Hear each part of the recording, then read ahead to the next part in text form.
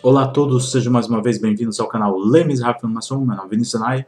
Hoje eu irei dar continuidade então à série que eu estou a divulgar, que é Em Busca da Verdade. E irei dar então continuação, sendo assim, irei dar continuação ao livro que está sendo o tema para essa série, que é a História dos Judeus. Eu irei proceder com a leitura de algumas partes que eu sublinhei e considero importantes e também fazer alguns comentários sobre isso. Como sempre, eu antes de iniciar meus vídeos, sempre quando vou falar sobre Deus, quando faço minhas orações, eu peço sempre a Deus para que Ele não permita que eu blasfeme em seu nome. E sendo assim, eu peço que Deus não permita que eu blasfeme ao falar sobre Deus. Para todos aqueles que assistem o canal, para todos eu quero dizer um muito obrigado desde já. Nesse momento tem 194 inscritos no canal. Eu espero que o canal venha trazer para vocês aquilo que vocês anseiam, que é o conhecimento esotérico, que é o conhecimento divino. E sendo assim, como eu já disse em outros vídeos, eu, na verdade, partilho os meus pensamentos com vocês.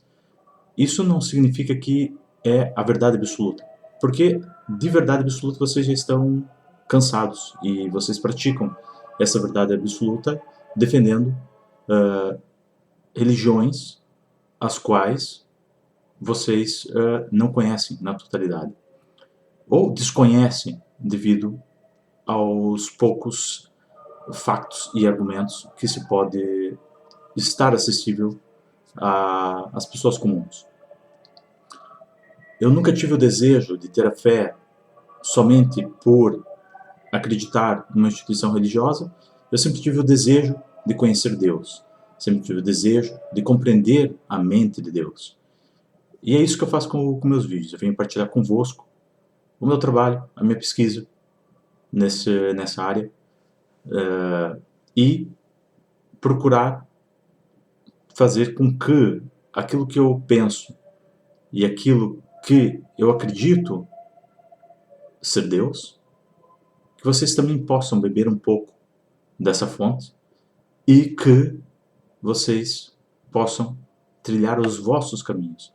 Não acreditem na plenitude sobre aquilo que eu digo, contestem, pensem, verifiquem. Mas se isso for útil para vocês, então que esse seja, ou que essa seja, mais uma pedra no vosso caminho. Sem mais demoras, então eu vou dar continuidade aonde eu parei.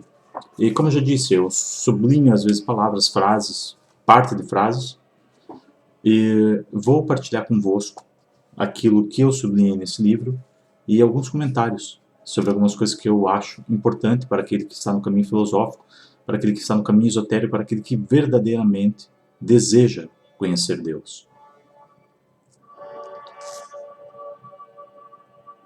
O grupo de tradutores, saudado por Bartolomeu, todas as manhãs antes de começarem a trabalhar, finaliza o seu trabalho em 72 dias. 6 vezes as 12 tribos. E é honrado pelo rei, que ajoelhando-se 7 vezes diante do livro, declara ser impensável, abre parênteses, e possivelmente ilegal, fecha parênteses, mudar uma palavra. Aqui eu já tenho, por que eu sublinhei essa parte? Devidamente a 72 dias, que, como muitos de vocês sabem, representam os 72 nomes de Deus, segundo os judeus. Mas aqui também tem outra coisa que é de vera importante, que é declara ser impensável mudar uma palavra. Uma palavra do quê? Uma palavra do livro. E o que representa esse livro? Esse livro representava a lei. Assim como Jesus disse, eu não venho para mudar a lei, então significa que aquilo que era a tradição judaica jamais deveria ter sido alterada. Certo que ele vem para complementar. Mas é justamente por aí.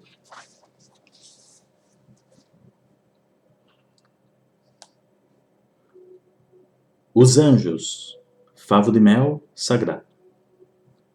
Enxame de abelhas. Os anjos reaparecem e transformam as abelhas em pequenos cúmplices, ilesos graças aos judeus e à sua equipa de anjos.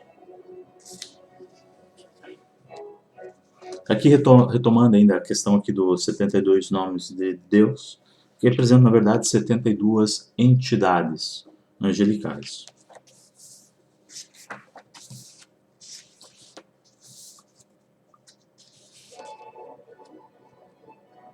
E daí vem a questão, se Deus é indivisível, por que Deus far-se-ia representar 72 vezes?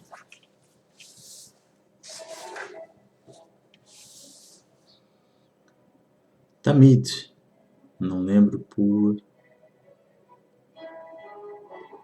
alguma coisa que eu coloquei aqui, provavelmente eu não terminei a pesquisa. A Torá, todas as manhãs e todas as tardes requeria a Torá. Este assentamento perpétuo era designado por Tamid. Eu só sublinhei a palavra, então, agora, para dar um pouco de sentido. Holocausto. Este é um elemento comum às duas sociedades, entre todas as culturas do Egito, a Mesopotâmia e a Pérsia. Só os gregos e os judeus é que faziam sacrifícios de animais inteiros. Só para a lua nova era exigido uma cerimônia de sacrifício no templo de 2 bezerros. Só para a lua nova era exigido um sacrifício no templo de 2 bezerros, um carneiro, 7 cordeiros e um cabrito, cereais e azeite e vinho.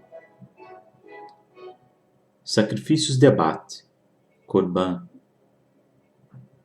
consumo e a gordura e o sangue que recolhiam eram dedicados ao Todo-Poderoso e queimados em vasos sagrados. Retorno aqui só, eu por acaso não devo ter tomado muita atenção a esse detalhe, mas no vídeo anterior eu perguntei o que era feito, né, com o sangue desses sacrifícios, e pronto, está aqui a resposta. Apesar que eu ainda não estou totalmente convencido dessa parte. Nefesh, a sua essência vital, que por vezes é traduzida por alma. Vindos do norte, que vendiam vidro fenício. Pausa do Sabat. Abre parênteses, uma inovação do mundo antigo. Fecha parênteses. Então vejam, o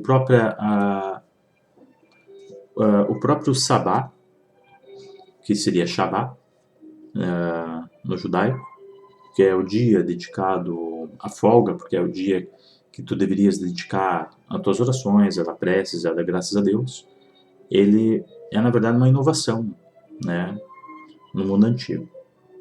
Não era uma tradição, porque os povos trabalhavam continuamente, sem uma pausa. A presença do sumo sacerdote, milagrosamente vestido, era o mais próximo que os judeus chegavam à exaltação divina em forma humana. Aqui também, por que eu coloquei isso? Por que eu sublinhei isso? Eu sublinhei isso porque, para os judeus, o seu sacerdote, o sumo sacerdote, ele deveria de ser uma pessoa com capacidades de realizar atos mágicos, com capacidade de realizar mistérios. E nós vemos essa representação no Papa. Eu já mencionei em outros vídeos que a eleição do Papa não é apenas um mero voto. O Papa também deve ter essa capacidade de realizar esses mistérios. Obviamente que esses mistérios eles são dados com a ajuda dos anjos, das entidades angelicais, ou, se nós quisermos classificar aqui, anjos ou demônios. Sumo sacerdote, na sua grandeza, nem na sua riqueza e poder. Eu aqui... ok. Em relação à aristocracia, ambos rodeados por famílias alargadas, propriedades rurais, membros do Estado e dependentes diversos. Eu discordo que a aristocracia seja isso. Eu afirmo que a aristocracia deve ser a aristocracia socrática.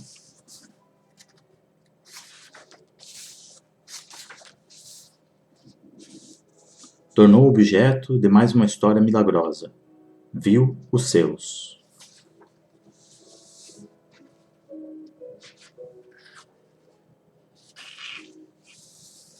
Derradeira chama de fogo, sacrificial. Nós vemos aqui também esse episódio da derradeira chama de fogo, que em vários momentos na Bíblia, quando diz que o fogo desce do céu e consome o sacrifício. Fogo sagrado ancestral. Daí também uma das razões que é ligado também ao culto do sol, né? Devido a essa ligação com o fogo, que é aquele que tudo transforma, aquele que tudo cria. Precisavam de se apresentar como autores de milagres de inspiração divina. Aqui volta aqui a dizer aquela parte que o sacerdócio precisava de se apresentar como autores de milagres de inspiração divinas. Como já mencionei anteriormente,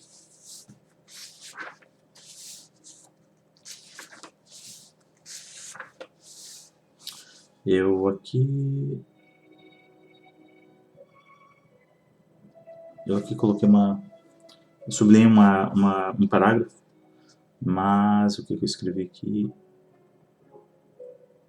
Eu fiz aqui uma exclamação com ponto de interrogação, alguma coisa que... Vamos ler. Cada um trabalhou em paz a sua terra, e a terra aumentou os seus produtos, e as árvores dos campos os seus frutos. Os anciões sentavam-se nas ruas, partilhando as coisas boas, e os jovens vestiam-se com indumentárias gloriosas e militares. Ele, aqui é a referência a Simão, forneceu mantimentos às cidades, e em todas pôs meios de defesa, e o seu nome honrado, recolhido até os confins do mundo. Fez a paz no seu país, Israel, exaltou com grande alegria, porque todos os homens se sentavam sob as suas parreiras e as suas figueiras, e não havia quem os atacasse ou quem restasse para os combater. Até os próprios reis foram derrotados nesses dias. E, além disso, deu ele força a todos os humildes do seu povo. Zelou pela lei e fez desaparecer todos os que desprezavam a lei e todos os perversos. Embelezou o santuário e multiplicou os vasos do templo. Aqui, ok, mexia. Foi isso que eu escrevi aqui. O E não ficou muito bem desenhado. Mas isso faz lembrar aquilo que é a promessa do Messias.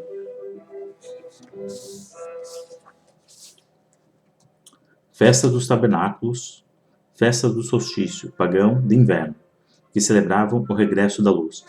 Isso é muito interessante para quem está dentro da maçonaria. Sabe que, não só dentro da maçonaria, como outras sociedades esotéricas, sabe que é celebrado tanto o solstício de verão e o solstício de inverno.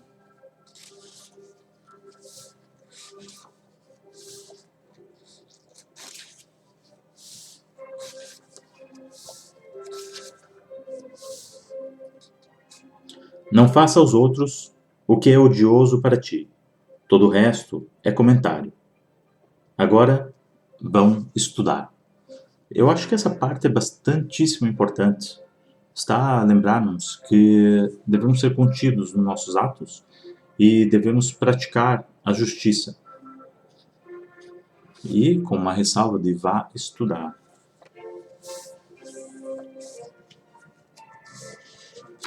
Que é isso que falta para todos aqueles que são crentes, aqueles que querem acreditar em Deus, ou aqueles que querem pertencer a algo, é o estudo. Porque na maçonaria nós temos muitas pessoas que entram na maçonaria com talvez com aquela ansiedade, com aquela vontade de aprender algo, mas depois o que acaba por reinar, ou o que acaba por prevalecer no indivíduo é apenas a presença, e não aquilo que levou ela a desejar estar presente. Alemães? por alguma razão sobre isso. Um míssil balístico.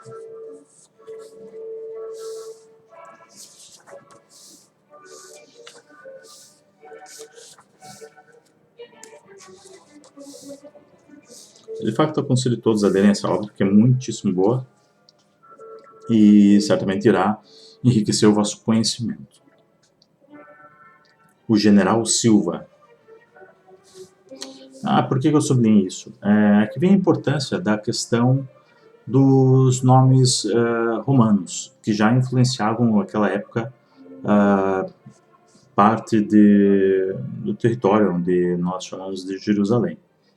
Então, por isso que não é tão incomum, né, nós vemos nomes como Pedro, Mateus, José, apesar que aqui uma grande diferença no nome de Yoshua, que depois acaba por sendo traduzido como Jesus, e acaba sendo criado Jesus aqui, e depois acaba sendo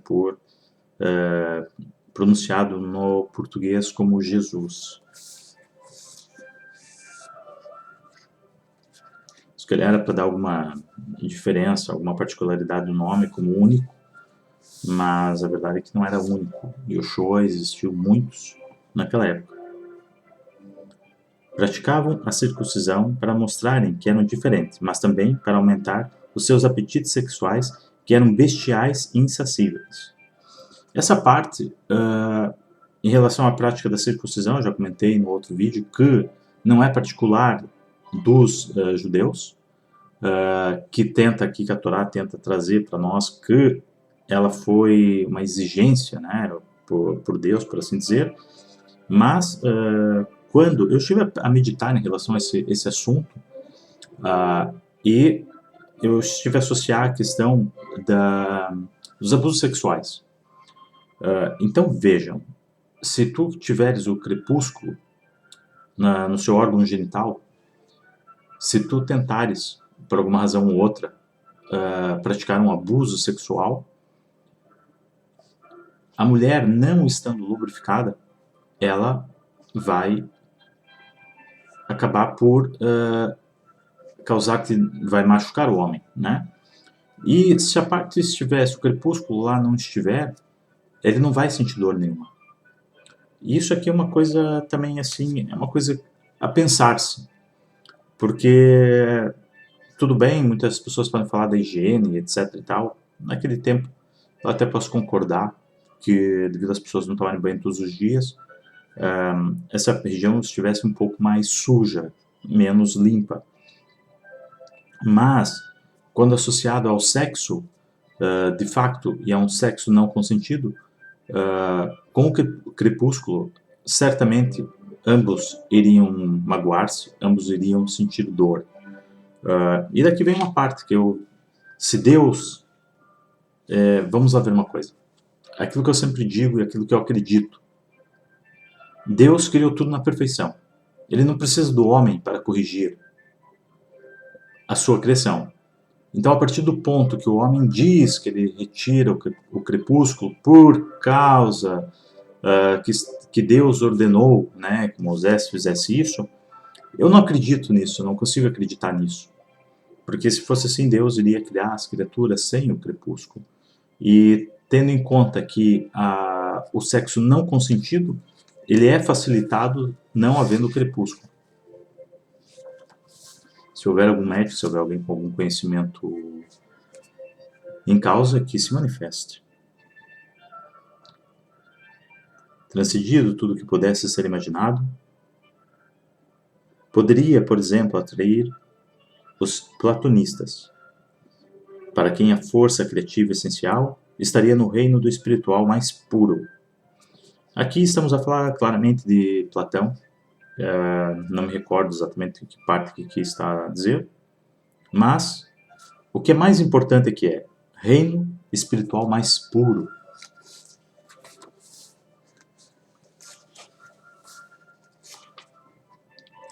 Aqui uma outra parte que eu sublinhei, parece na verdade eu marquei, fiz um conchetes, que não é do autor, é como se o autor tivesse replicado isso na sua obra. Eles não fazem os homens odiar-se mutuamente, mas encorajam as pessoas a comunicar o que têm uns aos outros, livremente. São inimigos da justiça, zelam pela retidão, proíbem a preguiça e o luxo, e ensinam os homens a conterem-se com o que têm. Proíbem os homens de fazer a guerra apenas pelo desejo de possuírem mais, mas tornam os homens corajosos para defender as leis. Essa parte é muito importante. Eu marquei ela porque eu, de facto, quando li isso, achei que é deveras importante. Vejam. Fazem os homens odiar-se mutuamente, mas encorajam as pessoas a comunicar o que têm uns aos outros. Não fazem, né? Desculpa aqui. Não fazem os homens odiar-se mutuamente, mas encorajam as pessoas a comunicar o que têm uns contra os outros, ou o que têm uns aos outros, livremente. Quer dizer, estão em busca da justiça e da transparência, que é isso que eu penso que é fundamental. Nós temos que sempre dar primazia à justiça, e ela deve reinar sobre todas as outras vontades do homem. E algumas proibições aqui são bastante genuínas e são bastante, diria eu, que vai de encontro à vontade divina, né? Que seria, vamos zelar pela justiça, a retidão, vamos evitar a preguiça, não ter o luxo em demasia, conter-se, proibir o homem de fazer guerra, que é uma coisa que já desde os outros tempos que antecede a nossa era moderna, datada do nascimento de Cristo, que é o homem faz guerra. E com a vinda de Cristo, se fosse de fato o Messias, e se realmente tivesse cumprido aquilo que era a profecia dada pelos profetas de Israel, ele deveria ter trazido a paz. E quem causou muita guerra, quem assassinou muitas pessoas, foi justamente a Igreja Católica. Então ela não trouxe a paz, ela trouxe a guerra, ela trouxe a divisão no homem, ela trouxe a incerteza, ela trouxe a escravidão. E como eu já comentei em outro vídeo, até o absurdo de um papa dizer para um general: matem todos dentro de uma cidade que Deus saberá quais são os seus. Então, como é que uma instituição dessa pode dizer que trabalha para Deus? No meu ver, não.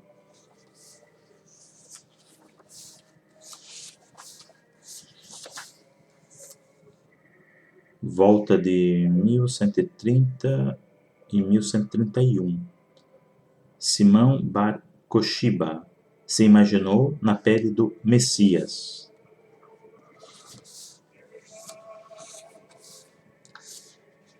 A tamareira, que recorda a menorá, é o símbolo da fertilidade. Então vejam a ligação da menorá com a tamareira. Na minha opinião,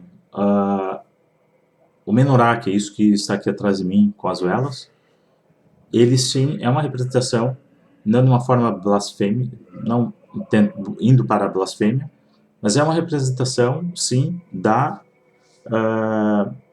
própria árvore em chamas que Moisés viu no monte. Antigos egípcios e para as outras civilizações. Árvore que nunca morria e que se renova sempre com folhas novas. Então vejam, ela própria, né, é um símbolo já egípcio, né, usado muito pelos egípcios. Tamareira era imortal, tornando-se uma imagem da redenção e da ressurreição, mas foi também o que fez um outro grupo de crentes messiânicos, preocupados com a ressurreição, sendo por isso que a imagem da cruz cristã, ao aparecer pela primeira vez, tem a forma de uma tamareira. Então vejam, os cristãos naquela altura, os primeiros cristãos, ainda enquanto judeus, e que de certa forma, talvez por interpretarem erroneamente a própria religião judaica, ou por os judeus naquela altura estarem passar por grandes problemas, né, com o domínio romano, ou também apenas com um movimento político que vem tentar trazer aquilo que os judeus tanto ansiavam, que era o Messias, eles depois acabam por usar a tamareira como o símbolo da primeira cruz.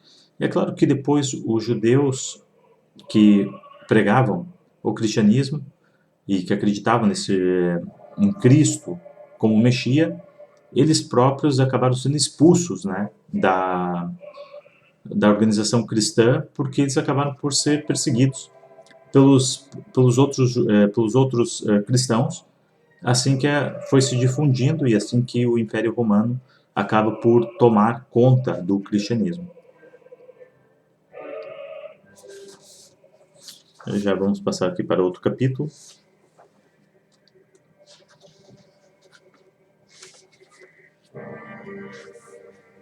Estamos agora no capítulo 5, Menorá e a Cruz.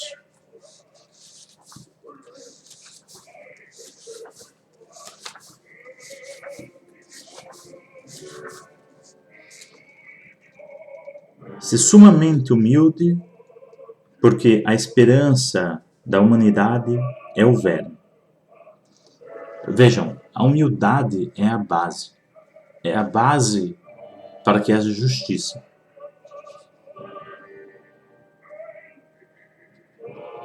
E a esperança, aqui como diz, é o verme.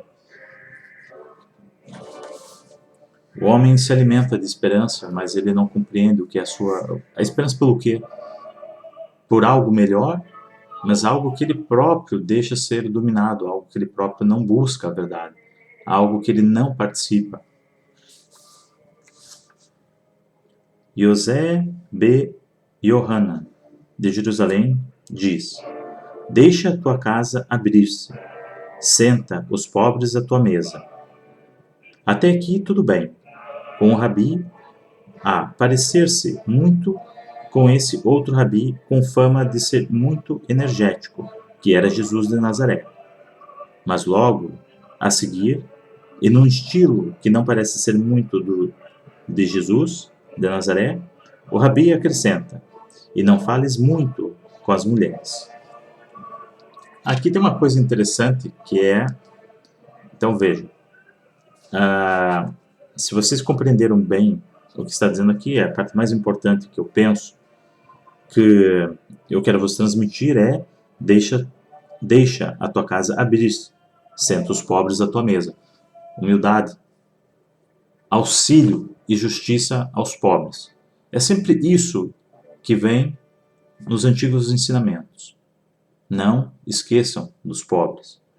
Mas há outra coisa, um detalhe que aqui chama atenção, e num estilo que não parece ser muito de Jesus de Nazaré. O Rabi acrescenta: não fales muito com as mulheres. Quer dizer, enquanto os rabis daquela altura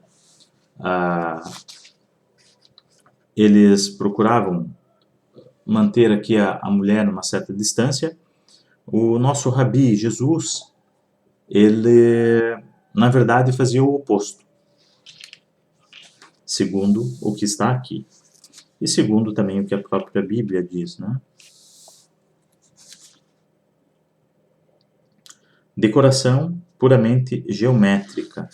Então vejam, as decorações das sinagogas já eram voltadas aqui para a parte da geometria, da parte do Ptolomeu, e que depois vem toda esse trabalho feito por Pitágoras. Eu vou, com licença, tomar aqui um pouco de vinho. Espero que pelo fato de eu estar a beber o vinho não discrimine-me como alcoólatra. E se assim o fizerem, que tenham a vossa definição do que é alcoólatra e vejam se ela pode não se aplicar a outras coisas que fazes continuamente também. Mulheres e homens sentavam-se juntos nas suas sinagogas e sem qualquer tipo de separação. Nem a Torá, nem a Mixmá tem qualquer coisa a dizer sobre o assunto. Então vejam, não há nem nada aqui que... E nem fazia sentido, e não faz sentido, e se hoje é feito assim, é um erro. Que é, não deveríamos separar as mulheres dos homens nas suas cerimônias religiosas, no seu culto, na adoração do divino.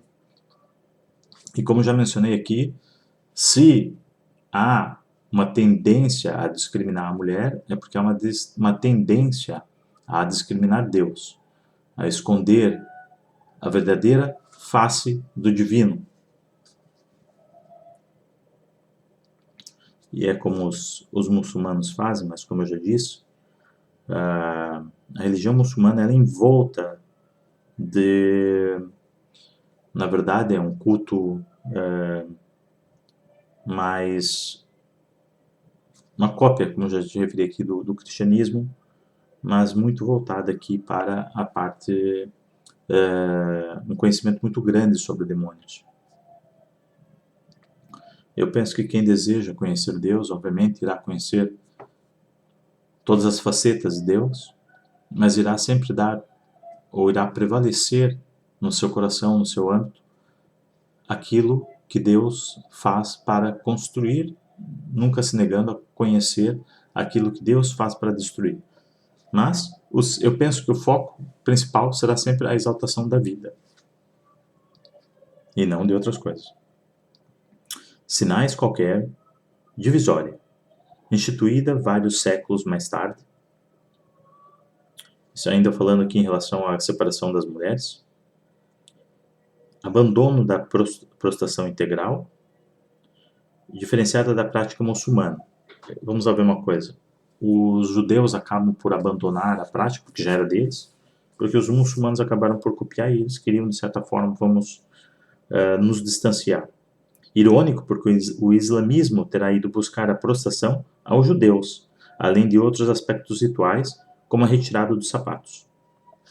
Então vejam, se Deus é tão imperfeito, por que ele cria o homem? Como a própria Bíblia diz, foi um erro.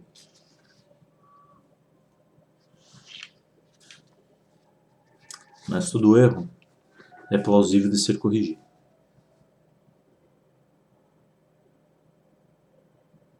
Não antagonicamente, questão de respeito.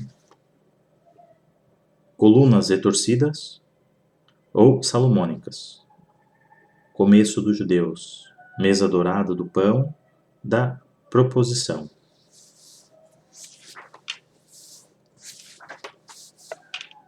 Cristianismo, judaísmo. Os dois cultos andavam certamente a competir pela fidelidade dos monoteístas. Cruzamentos, pessoalmente, costumes, práticas rituais com origem na Torá ainda eram observadas pelos que chamavam Senhor a Jesus e por aqueles que não o faziam. Então vejam, a Igreja Romana, né, o catolicismo romano, franco-romano, ele, de certa forma, ele tenta se distanciar dos judeus, porque se houvesse ainda associação, se a associação até hoje fosse mantida, era óbvio que hoje em dia, no conhecimento que nós temos, na era que nós temos, o cristianismo ia ser abandonado sem qualquer razão para continuar como culto e as pessoas iriam voltar às origens. Que é isso que a igreja protestante tenta fazer, ainda levar ali com Jesus como se fosse Deus. Obviamente, não se pode amar a Deus e ao diabo, como se costuma dizer. Né? Aqui não estou querendo dizer que o diabo existe. E também não estou querendo dizer que poderá alguma vez ser uma força equivalente, uma entidade criada por Deus apenas com o intuito de trazer a justiça e punir os homens. Partilham o mesmo espaço urbano sem qualquer obrigação de se odiarem mutuamente. Então vejam a beleza que era tanto para os judeus cristãos e os judeus e muçulmanos. Somente porque o homem é ambicioso, ele promove a discórdia e ele faz com que os homens se separem ao invés de unirem-se com um único propósito. Ira de justiceiro ao rubro. Lealdade tem é para com outro pai, e ele é que lhes bloqueia os ouvidos e os cega, não os deixando ver a luz. E que paternidade seria essa? Pertenceis ao vosso pai, o diabo, e os desejos do vosso pai serão executados por vós.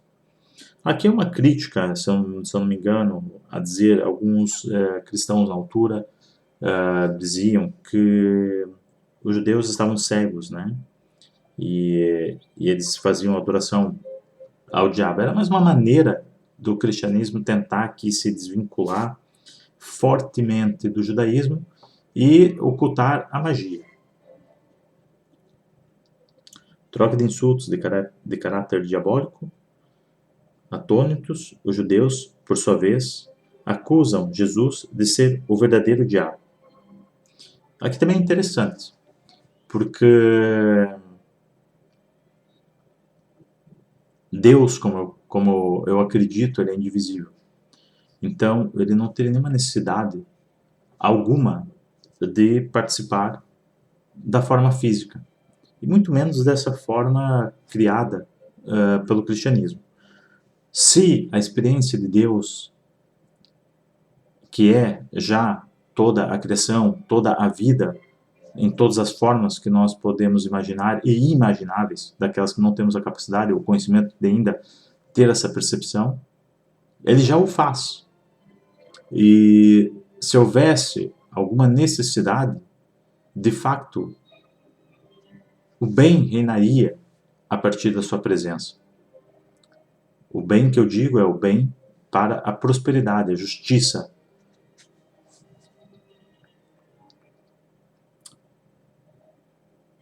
Promete a imortalidade perpétua aos que seguem. E aqui que está. Por que os judeus aqui, né, dizem que só o diabo pode prometer a imortalidade? E de fato a imortalidade é uma falácia. Porque se tu acreditares que tu és imortal, tu vais pecar, tu vais cometer atos de injustiça e vai achar que vai poder vir cá novamente para corrigir ou etc e tal. Mas se tu encarares a vida como algo único e que essa experiência possivelmente seja única, então passarias a pensar diferente.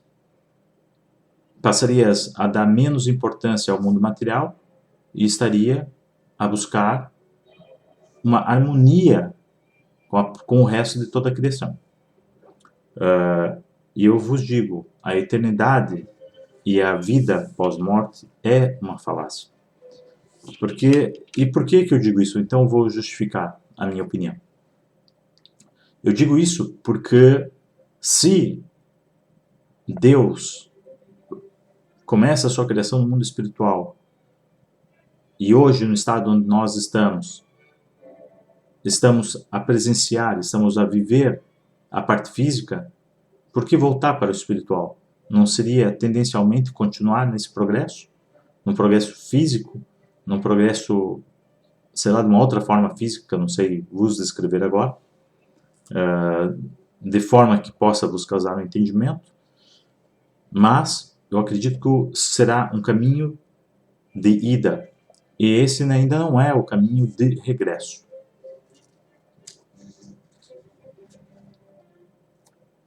Devem ficar em casa, para chorar e gemer por eles.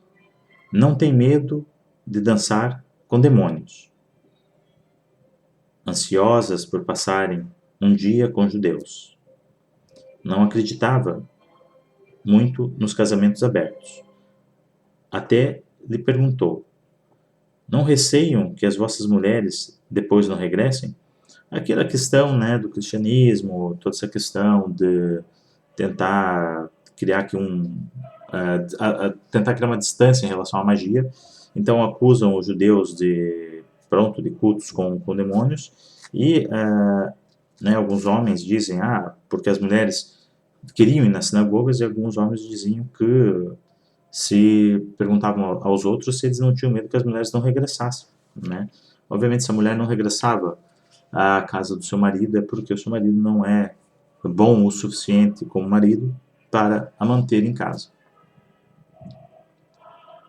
Pois não era bem notório que os judeus praticavam as artes negras da feitiçaria? É uma pergunta. E é daí que, aquilo que eu já disse, já deixei bem claro para vocês aqui.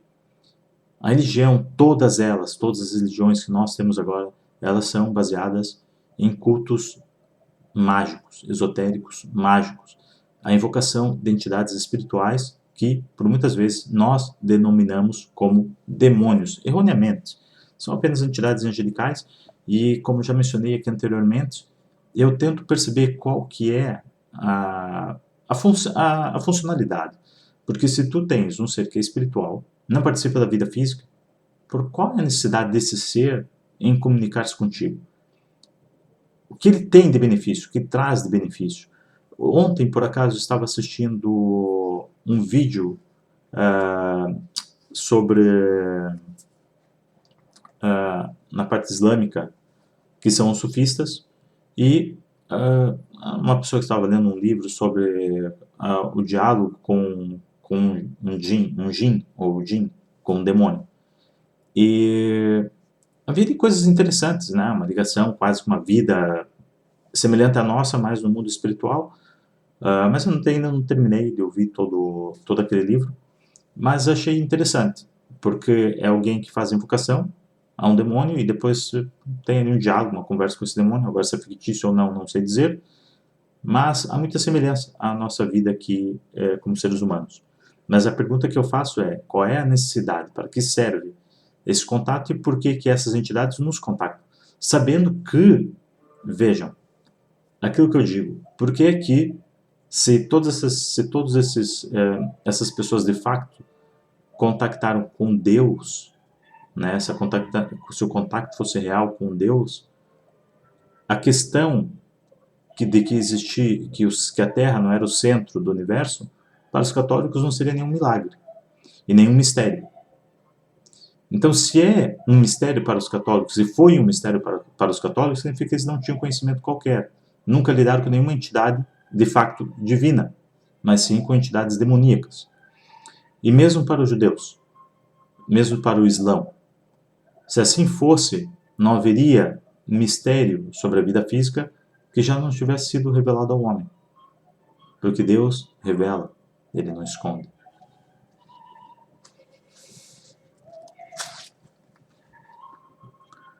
Judeus e Limas.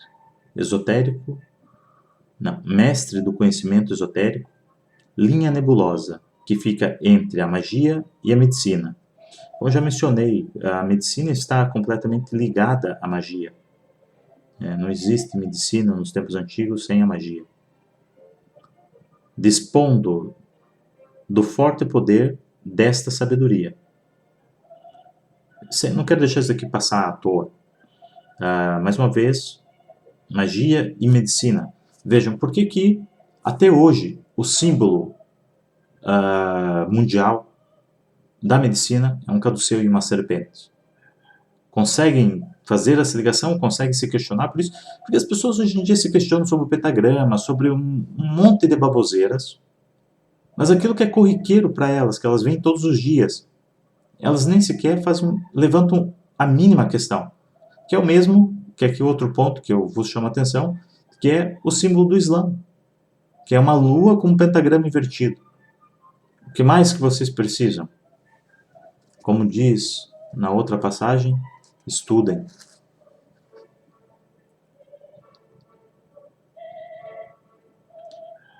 Os juramentos feitos nas sinagogas eram mais solenes. Faça um sinal da cruz sobre as vossas testas e o poder maléfico. Faça um sinal da cruz e o poder maléfico. Vocês que reconhecem Jesus como Deus, não chorem. Havia uma influência cristã nessa agitação. Pregadores ferozes como Crisóstomo por não ligarem aos pobres e a compaixão que o Salvador mostrava de ter por eles. Então veja, né, os próprios seguidores daquilo que eles acreditavam, né, na cristandade, ignoravam os pobres, sendo que já desde da Taná ou da Torá diz: acolhei os pobres no teu seio. Prostituta penitente, mais extravagante cortesã da cidade. Um grupo de monges barbudos e vestidos com túnicas pretas, chefiado por um ancião chamado Macedônio, desceu sobre Antíqua como uma brigada de anjos, segundo Crisóstomo, que o viu como um milagre. Crisóstomo lançou as suas 8 homilhas contra os judeus. Foi uma chacina retórica. Então vejam, aquilo que eu disse, como que alguém que diz estar a pregar sobre Deus causa uma chacina naqueles que são apenas diferentes deles devido aos factos religiosos. Como que isso é possível?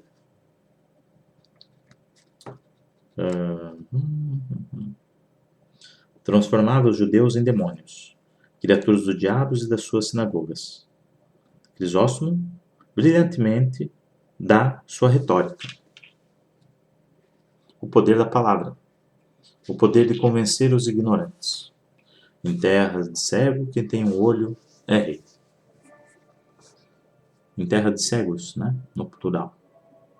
Havia um trabalho à sua espera, urgente, separar cristãos de judeus. Então está lá, mais uma vez, a máquina a trabalhar para o mal. A sinagoga também atrai os turistas cristãos das celebrações religiosas, que suscitavam a cólera de Crisóstomo. A inveja. Veja o poder, o que a inveja não faz, né? O poder da inveja em destruir. Pouco se encontrava, ou mesmo nada, nos ensinamentos atribuídos a Jesus, que exigisse a rejeição da Torá. Veja, essa parte é muitíssimo importante. Aqui diz: pouco ou nada, Yoshua diz que deveria rejeitar a Torá. Então jamais deveria ter sido criado os livros dos apóstolos. E como eu já disse, os livros dos apóstolos é uma tentativa de recriar a própria Taná. Só que, entretanto, os apóstolos não parecem serem 12, apenas 4, o que causa bastante estranheza. Justino Martino, 140 d.C., chamou a esses cristãos judaicos ebionitas. No espírito do Evangelho de São Mateus, abre parênteses, o único que leriam, os ebonitas aceitavam Jesus como sendo o Messias, mas como um aspecto humano em que a Bíblia hebraica profetizara que seria o dele. Filho do homem, chegado com as nuvens do céu, a quem a antiguidade dos dias, em Daniel, domínio e glória para sempre, era o que tornava humano e corpóreo o Jesus dos ebonitas, nascido de José e de Maria, e, decididamente, não de uma virgem. Os ebonitas rejeitavam a noção da sua divindade e aquilo que para qualquer tipo de judeu era a noção blasfêmia e conflituosa de que Cristo coexistia com Deus, abre parênteses, não tendo sido criado por ele, fecha parênteses. Porque isso violaria a verdade absoluta da exclusividade de Deus, único, afirmando cotidianamente no Shema. A ressurreição desse Messias, homem, era uma coisa que podiam aceitar. No entanto, porque não era mais implausível do que muitos dos milagres relatados na Bíblia, embora já tivessem dificuldades em aceitar a ideia de que a morte poderia fazer desaparecer os pecados da humanidade. Então vejam, esses judeus que são classificados como ebonitas, eles praticavam a Torá, tinham conhecimento da lei, e por muito que eles acreditaram que Yoshua era o Messias, existe aqui a limitação para respeitar a lei. Lembrem-se, mais uma vez eu vos digo, vou frasear aqui. Yoshua diz, eu não vim para alterar a lei. Então, quer dizer, ele não vem para alterar a Bíblia. Isso que os cristãos fazem, que a Igreja Católica Romana faz, a Igreja Protestante, os evangélicos hoje em dia, tanto pregam por aí, é uma blasfêmia, é uma mentira. E uma mentira só pode ser cultuada por aquele que de fato não ama a Deus, por aquele que de fato tenta desviar as almas do divino.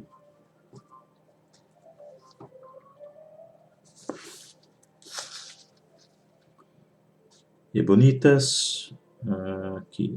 Culto desenvolvido dos anjos. Jesus, alvo. Sermões. Aristocracias dos saduceus. Exceção fundamental. Oposição aos sacrifícios de animais exigidos pela Torá. Abre parênteses, porque os ebonitas eram rigorosamente vegetarianos. Então vejam, mesmo a própria ideia aqui, né, a própria ideia de abolir o culto já vem aqui de uma ideia vegetariana que provavelmente também causa aqui influência depois muito antes deles, né? Vai causar aqui influência também nos indianos. Tiago, o justo irmão de Jesus e primeiro fundador da igreja de Jerusalém, abre parênteses, a primeira assembleia organizada de jesuítas depois da ressurreição e da ascensão. Então veja, se existe algo, se o autor coloca aqui, vamos aqui acreditar que esse autor ele traz muitos factos, né, que podem ser confirmados, e os próprios romanos, antes de assimilarem o catolicismo, eles falavam o Jesus e seus irmãos. E depois é claro que a justificação de irmão, a palavra de irmão, acaba aqui para criar aqui alguma confusão. Então, Maria teve mais de um filho e certamente não como reza a história depois criada pelos romanos. Então, vamos lá. Não quis impedir o recrutamento de ebionitas, exigindo-lhes a rejeição imediata e completa da lei da Torá. Então veja, como é que um cristão que se dizia judeu, conhecendo Jesus, e Jesus só pode ser considerado Messias segundo as regras do judaísmo, e para Jesus querer, de certa forma, almejar ser o Messias, ele deveria ser um cumpridor da lei. Então, como é que alguém, depois, tem a coragem de exigir uma completa rejeição da Torá? Não é plausível isso. Pedro tinha a mesma perspectiva de Tiago. Neófitos, Jesus era o Messias. Rituais judeus. Paulo, o verdadeiro fundador e construtor da teologia cristã, que enveredou drasticamente pela linha mais dura. Acabaria por tornar impossível o culto simultâneo na igreja e na sinagoga.